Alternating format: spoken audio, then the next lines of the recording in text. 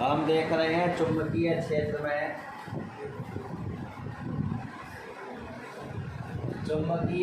में रखे धारावाही चालक पर लगने वाले बल की गणना माने बल निकालेंगे। किसकी वैल्यू निकालेंगे? एफ की वैल्यू निकालेंगे। एफ की वैल्यू कैसे निकलेगी? यहाँ पर आप देख रहे हैं ये जो हमने 3 रेखाएं बनाई हुई हैं, ये किसको प्रदर्शित कर रही हैं? कैपिटल बी को। और कैपिटल बी आपका किसको प्रदर्शित करता है? चुंबकीय क्षेत्र को। किसको प्रदर्शित करता है? चुंबकीय क्षेत्र को। इसी चुंबकीय क्षेत्र में हमने क्या रख दिया? एक चालक तार एक्स वाई रख दिया, जिसके ऊपर लगने वाले बल यानी एफ की हमें क्या करनी है? गणना करनी है। तो हम यहाँ पर देखेंगे कि जब किसी चालक में, आपने ये पढ़ा है चैप्टर के स्टार्टिंग, कि जब किसी चालक में क्या की जाती है? धारा प्रवाहित की जाती है।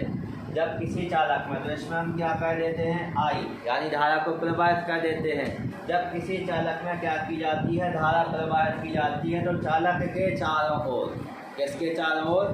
चालक के चारों ओर क्या उत्पन्न हो जाता है? चुंबकीय क्षेत्र उत्पन्न हो जाता है। चालक के चारों ओर क्या उत्पन्न हो जाता है? चुंबकीय क्षेत्र उत्पन्न हो जाता है। और यदि धारावाही चालक तार के पास, यदि हम इस धारावाही चालक तार के पास किसको लाएं? चुंबकीय सुई को लाएं। किसको लाएं? चुंबकीय सुई को लाएं। तो जो चुंबकीय सुई होगी, चुंबकीय सुई में क्या आने लगेगा? विक्षेप आने लगेगा। क्या आने लगेगा? विक्षेप। विक्षेप किसके कारण आ रहा है? विक्षेप आ रहा है इस चुंबकीय क्षेत्र जो चालक तार के चारों ओर उत्पन्न हुआ है, इस चुंबकीय क्षेत्र के कारण चुंबकीय सुई में क्या आने लगता है? विक्षेप आने लगता है। तो हमने देखा कि जब क्या किया जाता है, जब किसी चालक तार में धारा प्रवाहित की जाती है, तो उस चालक तार के चारों ओर क्या उत्पन्न हो जाता है? चुंबकीय क्षेत्र उत्पन्न हो जाता है। अब यदि हम उस चालक तार के पास किसको लाते हैं? चुंबकीय सुई को लाते हैं, तो उस चुंबकीय सुई में क्या आने लगते हैं? विक्षेप आने लगते हैं। चुंबकीय सुई में क्या आने लगते हैं? विक्षेप। और यदि इसके विपरीत चुंबकीय क्षेत्र में धारावाही चालक तार को रख दिया जाए, अभी हम क्या कर रहे हैं कि चुंबकीय क्षेत्र अपने पास है, अब हम क्रिया कर रहे हैं इसके विपरीत। हमारे पास चुंबकीय क्षेत्र है और हम इस चुंबकीय क्षेत्र में किसको रख रहे हैं? धारावाही चालक तार को रख रहे हैं। पहले तो हम ये कह रहे थे कि यदि एक धारावाही चालक तार में धारा प्रवाहित की जाती है, तो उसके चारों ओर चुंबकीय क्षेत्र उत्पन्न हो जाता है। और यदि चुंबकीय क्षेत्र में हम किसको लाएं? चुंबकीय सुई को, तो उसमें विक्षेप आता है। लेकिन हम काम इसके विपरीत कर रहे हैं। हमने क्या देखा? ये क्या है? हमारा चुंबकीय क्षेत्र है, और इस चुंबकीय क्षेत्र में हम किसको रख रहे हैं? एक धारावाही चालक तार को रख रहे हैं। किसको रख रहे हैं? धारावाही चालक तार को रख रहे हैं। तो जैसे ही इस धारावाही चालक तार को रखेंगे, तो इस धारावाही चालक तार के ऊपर एक बल काम करने लगेगा। क्या काम करेगा? एक बल काम करेगा। इस बल को ही हम यहाँ पर कौन सा बल कहते हैं? लॉरेंज बल कहते हैं। क्या कहते हैं? लॉरेंज बल कहते हैं। तो याद रहेगा, जब किसी धारावाही चालक तार को हम किस में रख देते हैं? चुंबकीय क्षेत्र में रख देते हैं, तो चुंबकीय क्षेत्र में रखे धारावाही चालक तार पर क्या लगता है? एक बल कार्य करने लगता है, जिसकी दिशा और तार में बहने वाली विद्युत धारा की दिशा दोनों ही एक दूसरे के, इसकी बल की दिशा और तार में बहने वाली धारा की दिशा दोनों ही एक दूसरे के कैसे रहेंगी? लंबवत। माने यदि हम तार इसको मान लें, तो इसके ऊपर बल इस कंडीशन में लगेगा। इसको आप ऐसे बनाएंगे तो ऐसी संरचना हमें दिखाई देगी। तो एक बल काम करने लगता है, और इसी बल की हमें क्या करनी है? गणना करनी है। तो इसके लिए हमने डायग्राम बनाया, और डायग्राम में हमने देखा, माना एक्स वाई एक चालक तार है जो एक समान चुंबकीय क्षेत्र बी में क्षेत्र के साथ थीटा कोण बनाते हुए रखा गया है। जब इसमें हमने क्या किया? आई एम्पियर की क्या की?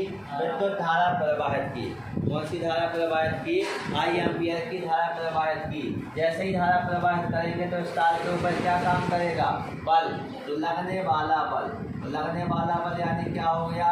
एफ। जैसे ही हमने तार में क्या किया? धारा को प्रवाहित किया, तो तार पर क्या काम करेगा? एक बल काम करेगा। तो यहाँ पर हमने लिखा तार पर लगने वाला बल। तार में बहने वाली धारा के कैसा होता है? समानुपाती होता है। तार पर लगने वाला बल तार में बहने वाली धारा के कैसा होता है, समानुपाती होता है। इसके अलावा यदि हम तार की लंबाई को स्मॉल l मान लें तो तार की लंबाई के भी कैसा होता है, समानुपाती होता है। कैसा होता है, समानुपाती। और तार को हम किस में रख रहे हैं, चुंबकीय क्षेत्र B में, तो तार पर लगने वाला बल किसके समानुपाती होता है, चुंबकीय क्षेत्र के भी कैसा होता है, समानुपाती होता है। और यहाँ पर बन रहा है ये आपका कोण, तो यहाँ पर यदि हम देखेंगे इस कोण के कारण, तो तार पर लगने वाला बल कोण यानी साइन थीटा, इसके भी कैसा होता है, समानुपाती होता है। इसके बाद फिर हमें क्या करना है, सभी को मिलाने पर, इसको मिलाने पर, सभी को मिलाने पर, सभी को मिलाएंगे तो क्या बनेगा, F समानुपाती के अनुसार लिखे जाएंगे IL और ये क्या हो जाएगा, साइन थीटा।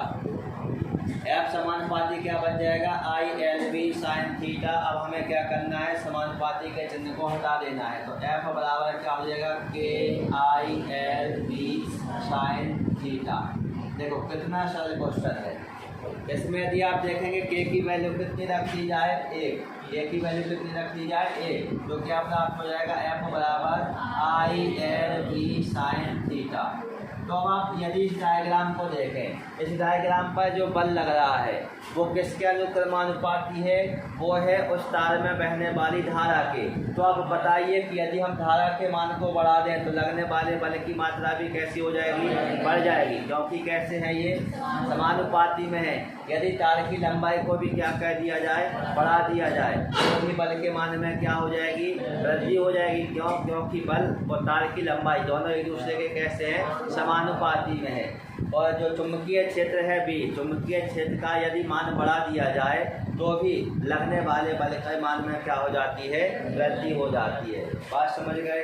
तो ये क्या हो गया हमारा, इसमें हमने देखा कि हमने क्या किया, चुंबकीय क्षेत्र में एक धारावाही चालक तार को रख दिया और धारावाही चालक तार को रखने पर हमने देखा कि उस तार के ऊपर क्या लगता है, एक बल कार्य करता है। कौन सा बल काम करता है, धारावाही चालक तार के ऊपर एक बल कार्य करता है। उस बल की हमने क्या कर ली, गणना कर ली।